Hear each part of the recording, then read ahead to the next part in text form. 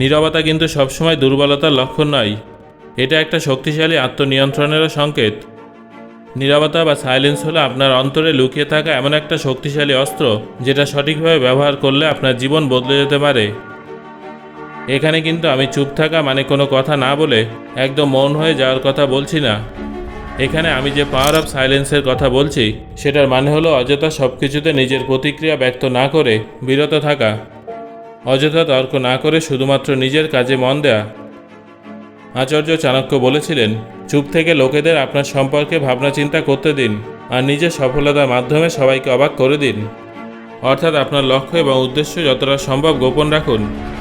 যতক্ষণ না লক্ষ্য পূরণ হচ্ছে ততক্ষণ চুপচাপ নিজের কাজ করে যান। এই মৌন নীতির মাধ্যমে আচার্য চাণক্য সবসময় তার শত্রুদের বিচলিত করে রাখতেন এবং সঠিক সময় আসলে তাদের অবাক করে দিতেন।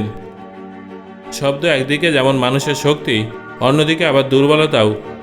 তবে এটা আপনার জন্য শক্তি হবে নাকি দুর্বলতা, সেটা আপনি কোথায়, কখন, কিভাবে শব্দের ব্যবহার করছেন তার উপরে নির্ভর করে। সঠিক সময় সঠিক শব্দের নির্বাচন এবং তার সঠিক ব্যবহার আপনাকে একাধিক সমস্যার হাত থেকে মুক্তি দিতে পারে।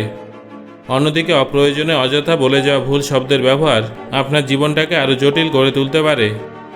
দ্রৌপদীর অন্ধ ছেলেকে অন্ধ বলাটা মহাভারতের যুদ্ধের একটা বড় কারণে পরিণত হয়েছিল। আমাদের দেশের অনেক নেতা এবং ফিল্ম স্টারদের ক্ষেত্রে এমন অনেক উদাহরণ আমরা নিউজ এবং মিডিয়াতে প্রায়শই দেখতে পাই, যেখানে কয়েকটা মাত্র ভুল শব্দের ব্যবহার তাদের অনেক সমস্যায় ফেলে দেয়। অনেক সময় অনেক বড় বড় তারকাদের ক্যারিয়ার তাদের অতিরিক্ত কথা বলার জন্য শেষ হয়ে যায়।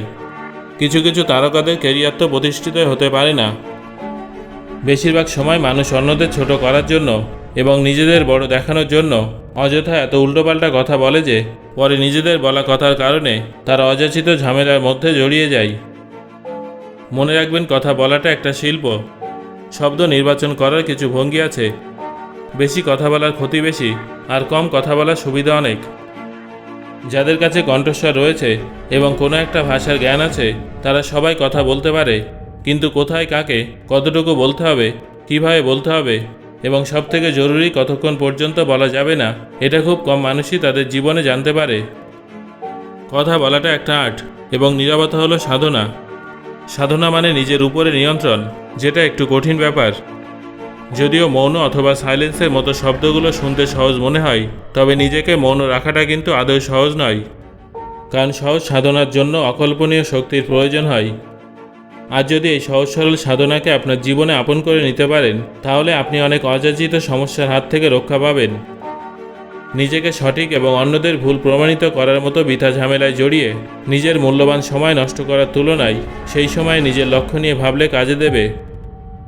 মনে রাখবেন, যে আপনাকে বিশ্বাস করে না, তাকে মুখে বলে বা হাজারবার বুঝিয়েও কোনো লাভ নেই।